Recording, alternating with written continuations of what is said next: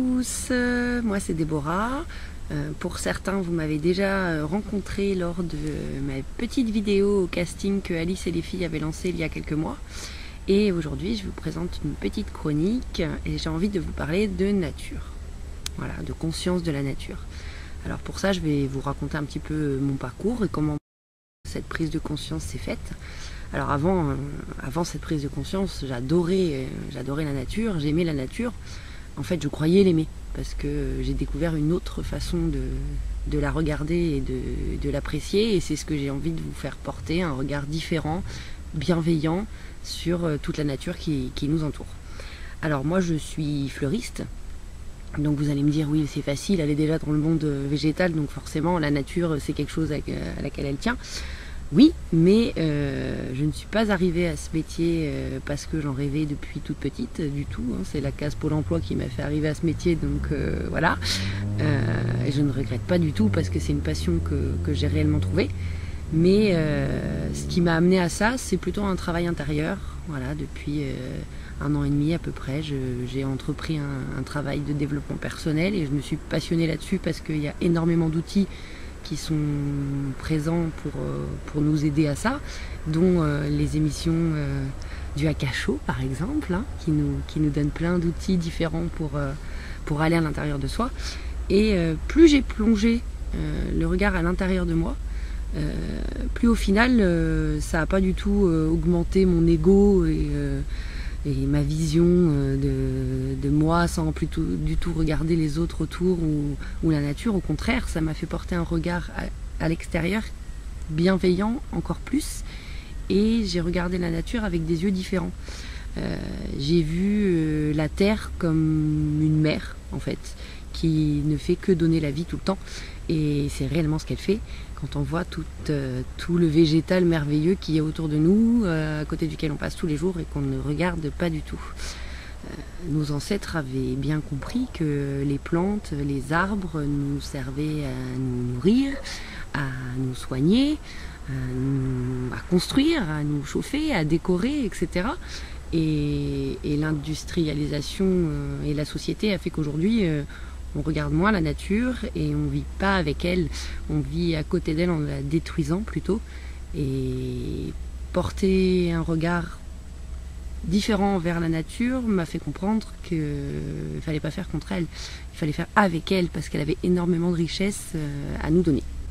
J'ai porté donc un regard différent, par exemple en regardant les abeilles dans mon jardin, en sentant l'odeur de la forêt pendant mes balades, en observant chaque petite mauvaise herbe entre guillemets qui poussait dans ma pelouse, en l'observant, la laissant grandir, fleurir, et en se rendant compte au final que lorsqu'on lit 1-2 bouquins, ah bah celle-là elle peut soigner, ah bah celle-là je peux la cuisiner, ah bah celle-là elle est super jolie, elle fait une fleur idéale, je vais l'ôter puis je vais la mettre d'un petit côté de mon parterre, là où ça fait joli. Voilà, donc c'est des petites choses qui ont changé du coup au quotidien mon regard. Et au final, cette terre, on vit tous les jours dessus. Donc il y a un moment donné où effectivement on se dit, bah oui, elle est là quoi. Je vais peut-être la regarder fonctionner un petit peu plus. À force de plonger le regard à l'intérieur de moi et de travailler sur moi-même, j'ai pris conscience que ce moi était précieux, beau, bienveillant, plein d'amour. Et au final, je me suis dit, mais en fait, c'est le reflet de la Terre. Parce que la Terre, c'est une créatrice de vie. Elle donne en abondance, elle crée tout le temps, elle se renouvelle et elle fait perpétuer la vie. Et du coup, je me suis dit, sois bienveillante aussi envers elle. Fais des choses différemment. Consomme différemment. Apprends, surtout, d'abord. Renseigne-toi. Cultive-toi par rapport à ça, apprends à la connaître et apprends à l'aider, à l'aimer et à lui donner, et elle saura te rendre aussi énormément. Ouvrir mon regard à la beauté de la nature, ça m'a aussi fait ouvrir les yeux par rapport à l'impact de l'homme sur la terre.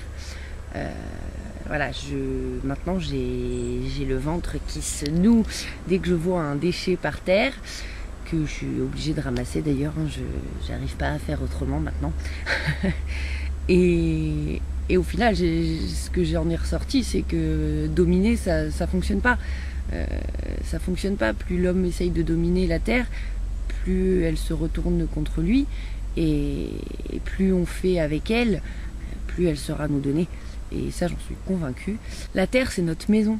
Vous prenez soin de votre intérieur? Quand on a bichonné, nettoyé, décoré, on se sent bien. Pour moi, cette prise de conscience, c'est quelque chose de logique et de naturel par rapport au chemin que j'ai parcouru jusqu'à aujourd'hui. Pour cibler un petit peu plus la nature en se tournant vers le végétal, pour moi c'est un règne indivisible de la vie sur Terre. Alors bien évidemment, on le sait, tout le vivant est utile. Le végétal, il nourrit les oiseaux, les insectes par exemple, qui eux-mêmes lui permettent de se reproduire. Donc tout est en harmonie et en équilibre. Tout cet écosystème fonctionne à merveille. Il y aurait environ 280 000 espèces végétales dans le monde, sans compter les algues, les mousses, etc. Si on imaginait une armée végétale, avec les palmiers au front, les plantes fleuries dans les rangs, les cactus à l'attaque, vous sentiriez petit, non? La nature nous sert sur un plateau d'argent tout ce dont nous avons besoin, dans toute sa magnificence. Je vais vous raconter une petite histoire. C'est l'histoire d'une abeille et d'une fleur. C'est du donnant-donnant. Je te laisse extraire mon nectar, mais en échange, lorsque tu viendras me visiter, pour ta récolte, tu seras obligé, en t'introduisant, de frotter ton abdomen sur mes étamines. Le pollen se déposera alors dessus. Et gourmande comme tu es, lorsque tu iras visiter ma voisine, tu déposeras sur son pistil mon pollen. La fleur deviendra un fruit, ses graines germeront, et de là naîtront de nouvelles fleurs, encore plus belles que moi. Et la magie s'opérera. Vous avez capté là les similitudes entre la terre et son soi.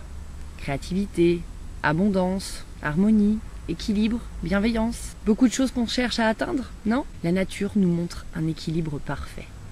Arrêtons-nous, écoutons-la. Stop! Arrêtez votre regard. Ouvrez vos yeux, ouvrez grand vos oreilles et écoutez le calme et la beauté qu'elle peut vous transmettre. Respectons-la. Elle nous enseigne la vie si on prend conscience qu'elle existe. Prenez soin de vous, allez dans la nature et prenez soin d'elle. Pour rejoindre le côté lumineux de la force, à la chaîne du Akasho, t'abonner tu dois, jeune padawan.